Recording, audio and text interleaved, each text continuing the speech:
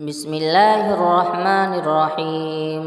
إذا وقعت الواقعة ليس لوقعتها كاذبة خافضة رافعة.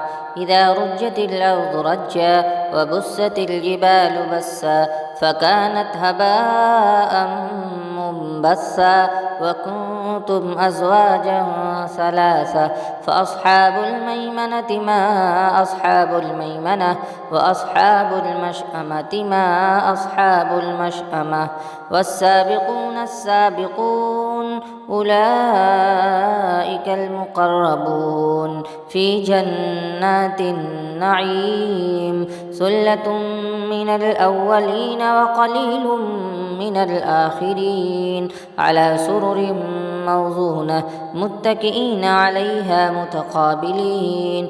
يطوف عليهم ولدان مخلدون بأكواب وأباريق وكأس من معين لا يصدعون عنها ولا ينزفون. وفاكهة مما يتخيرون ولحم طير مما يشتهون وحور عين كأمثال اللؤلؤ المكنون جزاء بما كانوا يعملون. لا يسمعون فيها لغوا ولا تأثيما إلا قيلا سلاما سلاما. وأصحاب اليمين ما أصحاب اليمين في سدر مخضود وطلح منضود وظل ممدود وماء مسكوب وفاكهة كثيرة لا مقطوعة ولا ممنوعة وفرش مرفوعة. إنا أنشأناهن إن شاء فجعلناهن أبكارا عربا أترابا. لأصحاب اليمين ثلة من الأولين وثلة من الآخرين. وأصحاب الشمال ما أصحاب الشمال في سموم وحميم وظل من يحموم لا بارد ولا كريم. إنهم كانوا قبل ذلك مترفين وكانوا يصرون على الحنث العظيم. وكانوا يقولون أئذا متنا وكنا ترابا وعظاما أئنا لمبعوثون أوآباؤنا الأولون.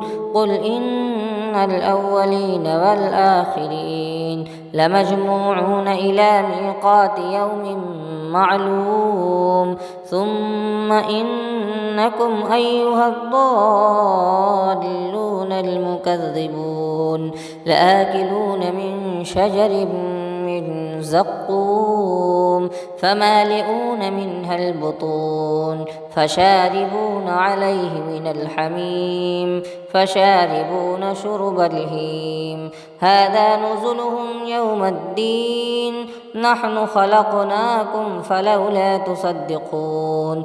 أفرأيتم ما تمنون أأنتم تخلقونه أم نحن الخالقون. نحن قدرنا بينكم الموت وما نحن بمسبوقين على أن نبدل أمثالكم وننشئكم فيما لا تعلمون. ولقد علمتم النشأة الأولى فلولا تذكرون. أفرأيتم ما تحرثون أأنتم تزرعونه أم نحن الزارعون. لو نشاء لجعلناه حطاما فظلتم تفكهون. إنا لمغرمون بل نحن محرومون. أفرأيتم الماء الذي تشربون أأنتم أنزلتموه من المزن أم نحن المنزلون. لو نشاء جعلناه أجاجا فلولا تشكرون.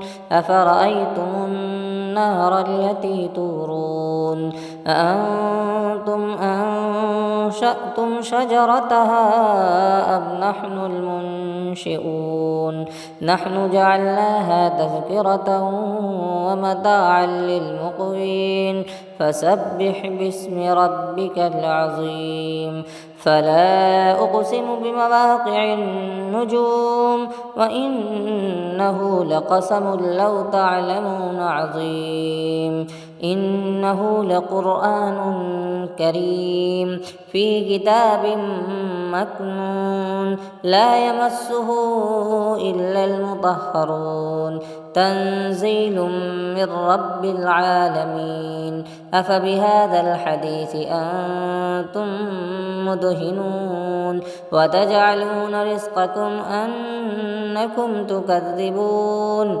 فلولا إذا بلغت الحلقوم وأنتم حينئذ تنظرون ونحن أقرب إليه منكم ولكن لا تبصرون فلولا إن كنتم غير مدينين ترجعونها إن كنتم صادقين فأما إن كان من المقربين فروح وريحان وجنة نعيم وأما إن كان من أصحاب اليمين فسلام لك من أصحاب اليمين وأما إن كان من المكذبين الضالين فنزل من حميم وتصلية جحيم